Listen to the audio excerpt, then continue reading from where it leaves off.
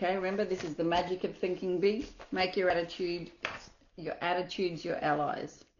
Now, this is a big chapter, so I'm not quite sure if I'm going to get it all done today. It might be done over 2 days. Make your attitudes your allies. Can you read minds? Reading minds is easier than you think. Perhaps you've never thought of it, but you read the minds of other people and they read your mind every day.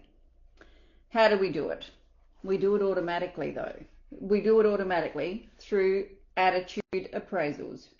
Remember the song, You Don't Need to Know the Language to Say You're in Love?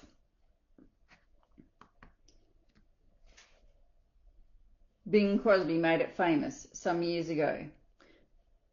There's a whole book full of applied psychology packed into those simple lyrics.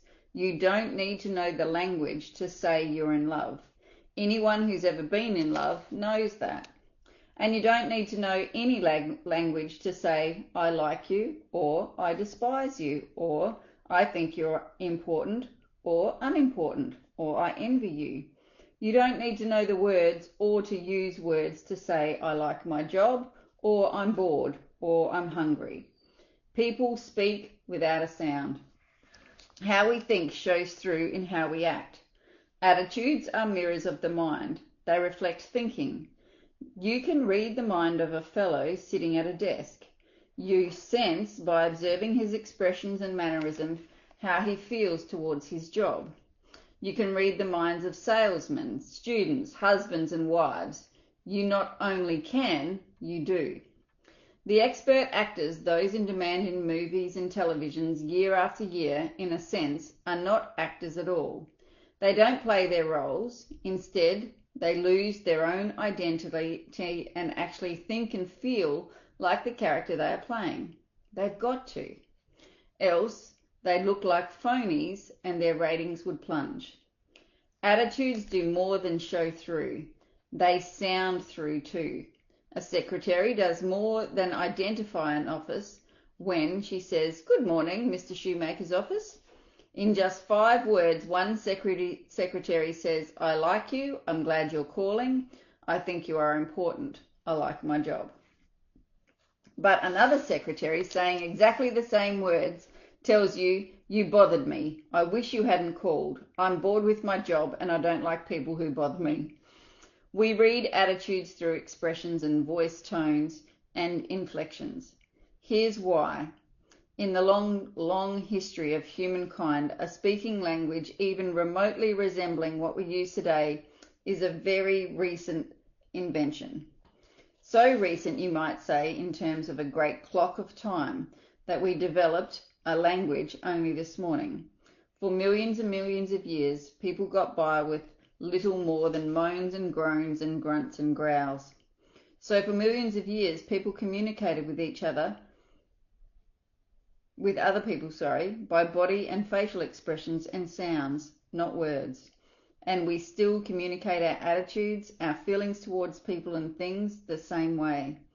Aside from direct body contact, body movements, facial expressions, and sound are the only ways we have to communicate with infants, and those young ones show an uncanny ability to spot the phony. Professor Irwin H. Shell of America's most respected authorities on leadership says, obviously, there is something more than facilities and competence that makes for accomplishment. I have come to believe that this linkage factor, this catalyst, if you will, can be defined in a single word, attitude. When our attitude is right, our abilities reach a maximum of effectiveness and good results inevitably follow. Attitudes do make the difference. Salesmen with the right attitude beat their quotas. Students with the right attitude make as right attitudes pave the way to really happy married life. Right attitudes make you effective in dealing with people, enable you to develop as a leader. Right attitudes win for you in every situation. Grow these 3 attitudes. Make them your allies in everything you do. Grow the attitude of, I'm activated. Grow the attitude of, you are important. Grow the attitude of service first. Now let's see. Years ago, when I was a college sophomore, I enrolled in an American history class. I remember the class vividly, not because I learned much about American history, but because in an unusual way I learned this basic principle of successful living. To activate others, you must first activate yourself. The first class was very large. The history class was very large, and it was held in a fan-shaped auditorium. The professor, who was a middle-aged fellow and apparently well-educated, was nevertheless pathetically dull. Rather than interpret history as an alive, fascinating subject, the professor merely cited one dead fact after another.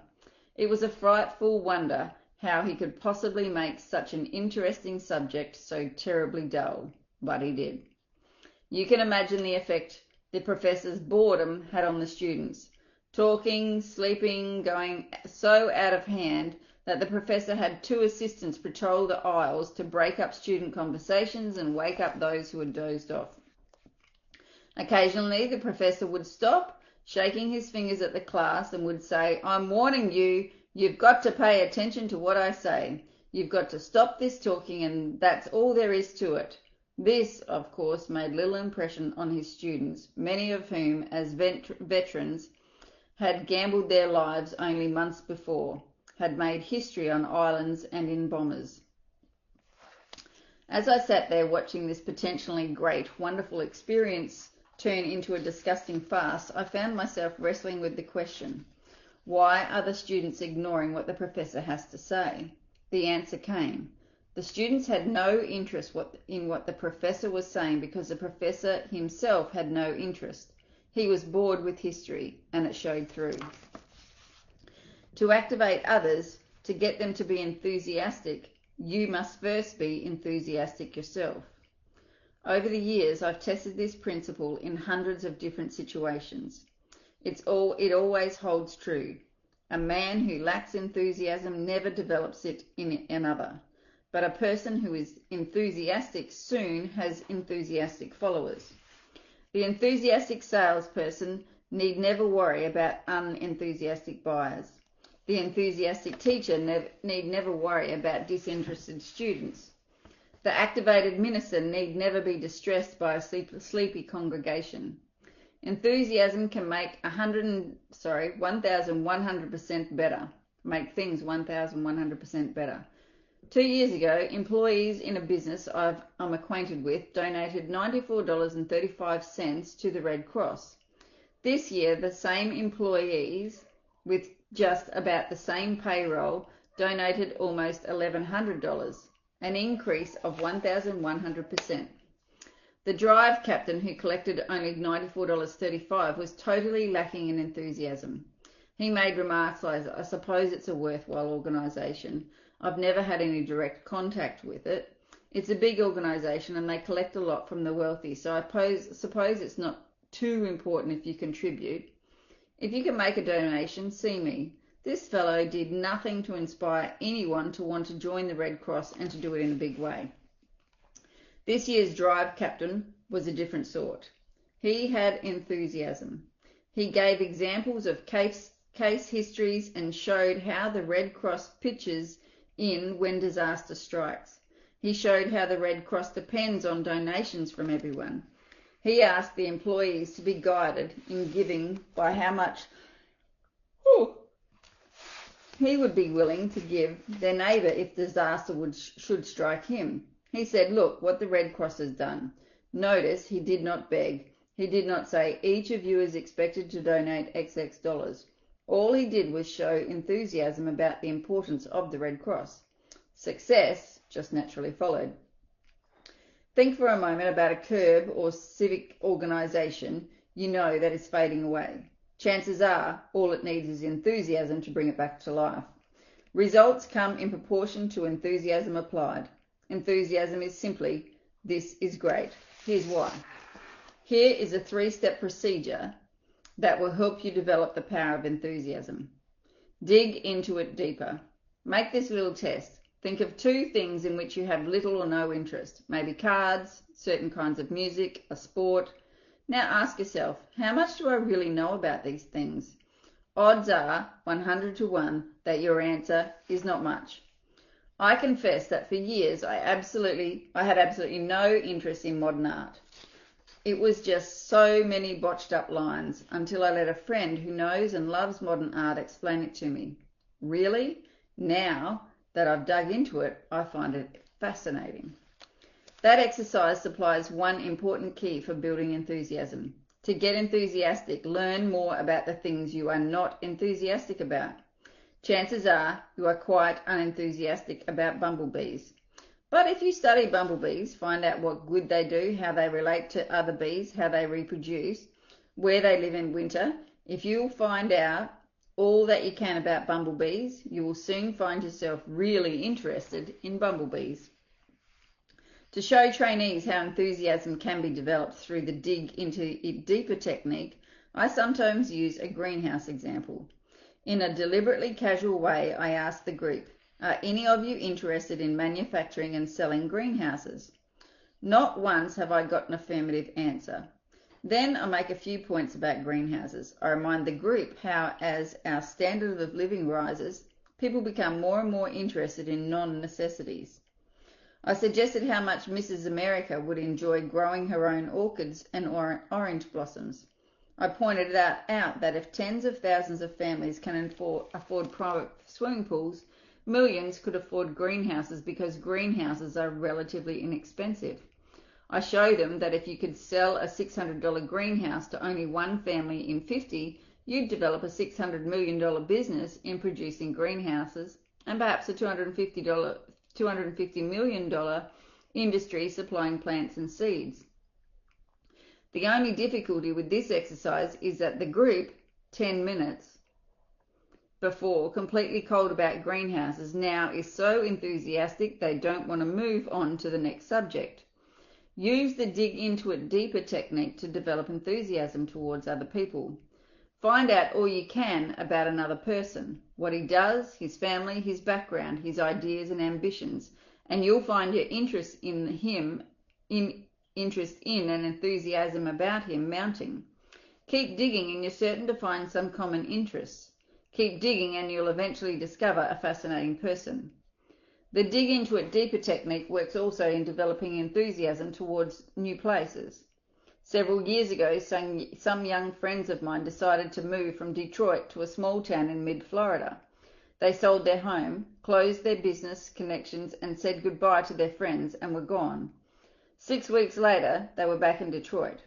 The reason had nothing to do with employment. Rather, as they put it, we just couldn't stand living in a small town. Besides, all our friends are in Detroit.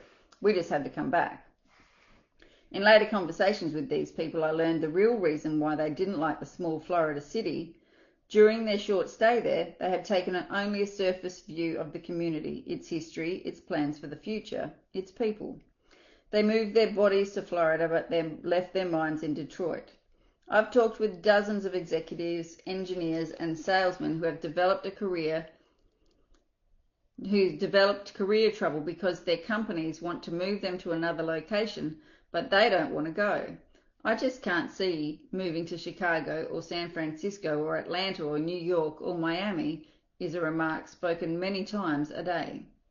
There's one way to build enthusiasm toward a new location. Simply resolve to dig into the new community. Learn all you can about it. Mix with the people. Make yourself feel and think like a community citizen from the very first day. Do this and you'll be enthusiastic about your new environment. Today, millions of Americans invest in corporate securities, but there are many millions more who have no interest at all in the stock market. That's because they are people who have not familiarized themselves with what the securities market is, how it operates, and the day-to-day romance of American business. To get enthusiasm about anything, people, places, things, dig into it deeper.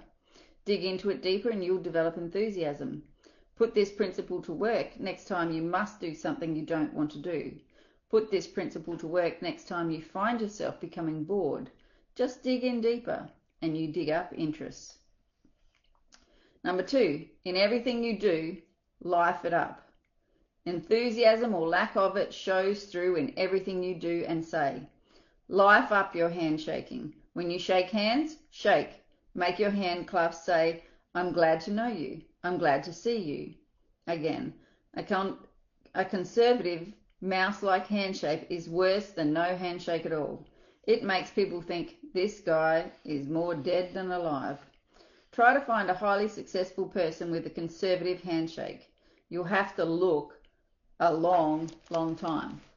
Life up your smiles, life up your eyes. Nobody likes an artificial pasted on rubbery smile. When you smile, smile. Show a few teeth. Maybe your teeth aren't attractive, but that's really unimportant. For when you smile, people don't see your teeth. They see a warm, enthusiastic personality, someone they like. Life up your thank yous. A routine, automatic thank you is almost like saying bleep, bleep. It's just an expression. It has nothing. It doesn't accomplish results. Make your thank yous mean thank you very much. Life up your talk. Dr. James F. Bender, the noted speech authority, in his excellent book How to Talk Well, says, "Is your good morning really good? Are your congratulations enthusiastic? Does your how are you sound interested?" When you make a habit of colouring your words with sincere feelings, you'll notice a great uptake in your ability to hold attention. People go along with the fellow who believes what he says. Say it with life. Put vitality in your speaking. Whether you are talking to a garden club, a prospect, or your children, put enthusiasm behind what you say. A sermon delivered enthusiastically may be remembered for months, even years. But a sermon delivered without enthusiasm will be mostly forgotten at 167 hours before next Sunday rolls around. And when you put life in your talk, you automatically put more life in you. Just try this right now. Say out loud with force and vigor, "I feel great today." Now, don't you actually feel better than you did before you said it? Make yourself alive all over. Life it up. Be sure everything you do and say tells people, that fellow is alive. He means it. He's going places. That is it for today. So we've got a bit more to go. Yeah, this is a big chapter. It's a big chapter. So we'll have a bit more tomorrow. Enjoy your evening. And for those of you that are in the WildFit information group, thank you so much. This challenge is quite a bit of fun. I'm loving seeing the comments in there and how people are going. It's really good. If you want to jump in now, please do. You can always do this 5-day challenge and start it tomorrow. That's okay. The thing is, are you changing? If you are not changing, nothing in your life will change. You have to be the thing that starts it all off. All right. Enjoy. See you later. Bye-bye.